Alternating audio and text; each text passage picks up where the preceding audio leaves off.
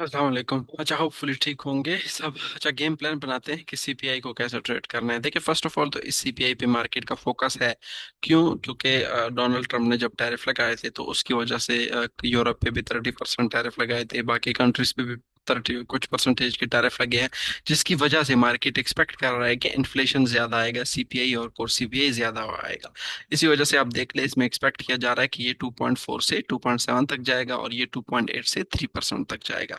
तो मार्केट जो है वो वाइडली एक्सपेक्ट कर रही है कि इन्फ्लेशन के जो फिगर्स होंगे वो ज्यादा आएंगे। अब इसको कैसे ट्रेड कर सकते हैं?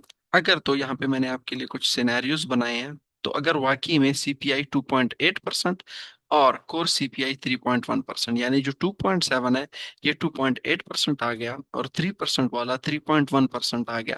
इसी तरह 0.3 वाला 0.4, 2.7 वाला 2.8, 0.3 वाला 0.4 या 0.5, और 3% वाला 3.1%। ज्यादा जो वेट है वो year on year wait carry करते हैं, तो इसी वजह से इस पे ज्यादा फोकस है। 2.7 से अगर ये 2.8 और 3% से 3.1% आता है तो ये इन्फ्लेशन फिगर ज्यादा होंगे। अब ज्यादा होंगे तो ये पॉजिटिव न्यूज है डॉलर के लिए, ठीक है। हम एक्सपेक्ट करेंगे कि डॉलर जो है वो ऊपर जाएगा, जो डिक्सी है वो स्ट्रांग होगा। अब डिक्सी स्ट्रांग होगा तो उसमें सिंपली क्या चीज ट्रेड कर सकते हैं? तो यूरो यूएसडी हमारे लिए एक बेस्ट ऑप्शन है। ऑलमोस्ट ऑलमोस्ट सपोर्ट पे है, तो अगर कल की सीपीआई फिगर्स बहुत ज्यादा बेस्ट आ गए तो हम एक्सपेक्ट करेंगे कि ये सपोर्ट जो है वो ब्रेक हो जाएगा, और तकरीबन वी विल एक्सपेक्ट 1.1600, और ये जो सपोर्ट एरिया है नेक्स्ट हमारा ये टारगेट हो सकता है, ठीक है। इसी तरह अगर तो ये सीपीआई और कोर सीपीआई ज्यादा आ गया 2.8%, 3.1%, तो ये स्टॉक और क्रिप्टो के लिए भी नेगेटिव है। वी विल एक्सपेक्ट कि स्टॉक मार्केट ने भी नीचे आना है और क्रिप्टो मार्केट ने भी नीचे आना है। बट ओवरऑल क्योंकि इसमें ट्रेंड बहुत ज्यादा स्ट्रांग है, मोमेंटम इसमें बहुत ज्यादा स्ट्रांग है, तो इसके अगेंस्ट ट्रेड करना थोड़ा बहुत मुश्किल होगा।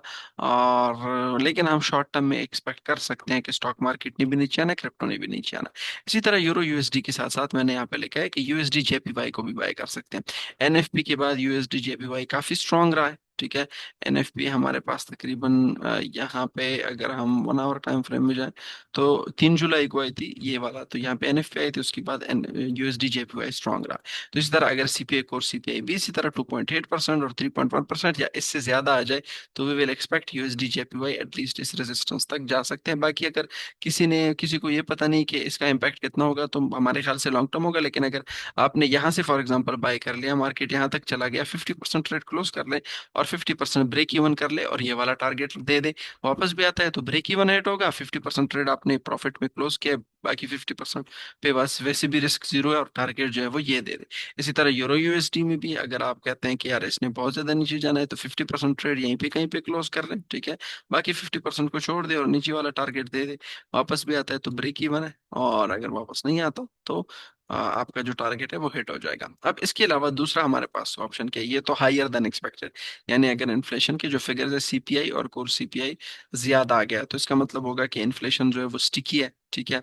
और अब जो फेडरल रिजर्व है वो कट्स को या तो डिले करेंगे या कम करेंगे, ठीक है। तो इस बेस पे यूएसडी ज्यादा होगा on hold, on rate hold के रेट जो है वो एग्रेसिवली कट्स नहीं होंगे, और यूरो वीक होगा, जेपीवाई भी वीक होगा। और क्योंकि यूएसडी जो है वो स्ट्रांग है और यूएस 10 ईयर रियल जब स्ट्रांग होंगे जाहिर सी बात है तो फिर जेपीवाई वीक होता है। इसी तरह scenario to lower than expected अगर आता है, बाकी इन दो को भी डिस्कस करते हैं दूसरे वाले को, लेकिन फर्स्ट सिनेरियो से डायरेक्टली सिनेरियो 3 पे आते हैं। तो अगर तो लोअर देन एक्सपेक्टेड आ गया, ठीक है, फॉर एग्जांपल ये 2.8% जो एक्सपेक्ट 2.7 जो एक्सपेक्ट कर रहे हैं ये 2.5% आ जाए, और 3% वाला जो एक्सपेक्ट कर रहे हैं ये 2.8% या 2.7, मोस्ट लाइकली 2.7, क्योंकि प्रीवियसली 2.8 आया ना, तो अगर ये 2.7 आ गया तो इसका मतलब है इससे भी नीचे और प्रीवियस वाले से भी नीचे।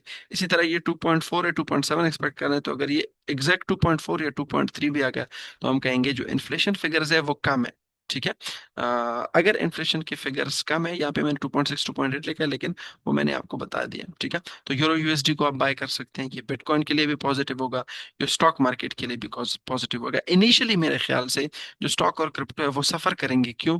क्योंकि मोस्ट लाइकली इसी वजह से जो फेड के जो सॉरी सफर नहीं करेंगे, क्योंकि अगर इन्फ्लेशन कम आ गया तो इसका मतलब है कि जो फेड है वो और भी कट करेगा, ठीक है, वो भी पॉजिटिव होगा, और इन्फ्लेशन भी कम आ गया तो स्टॉक और क्रिप्टो के लिए पॉजिटिव है। हम स्टॉक और क्रिप्टो में भी आप कह सकते हैं कि इसने ऊपर जाना है, ठीक ठीक है, risk, rate rate rate cut के जो होप्स है वो पैदा हो जाएंगे। ठीक है, इसी तरह सिनारियो टू, अगर तो बिल्कुल एक्सपेक्टेड एज एक्सपेक्टेड ही आ जाता है, 2.7 वाला 2.7, 0.3 वाला 0.3, 0.3 वाला 0.3 और 3% वाला सेम 3%, फिर भी हम एक्सपेक्ट करेंगे कि इसमें डॉलर स्टॉक और क्रिप्टो की तरफ तो हम कुछ नहीं कह सकते।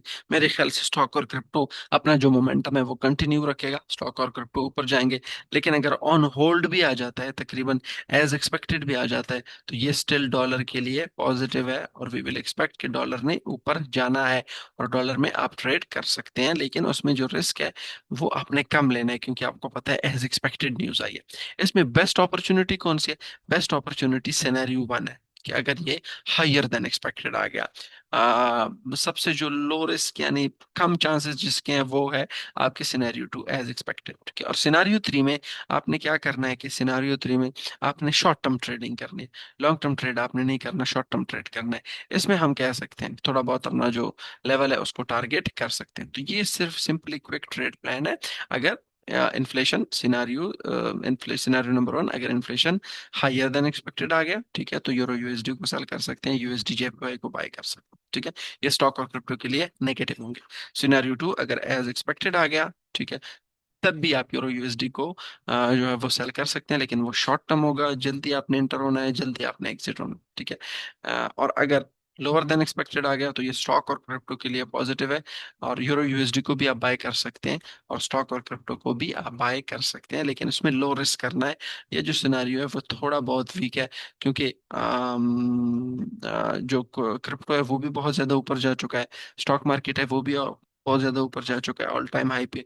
यूरो यूएसडी भी ऊपर है, तो इसमें ज्यादा से ज्यादा कोशिश कर ले कि जल्दी इंटर हो जाए, 50% ट्रेड क्लोज करके 50% ब्रेक इवन कर ले, और फिर उसके बाद छोड़ दे।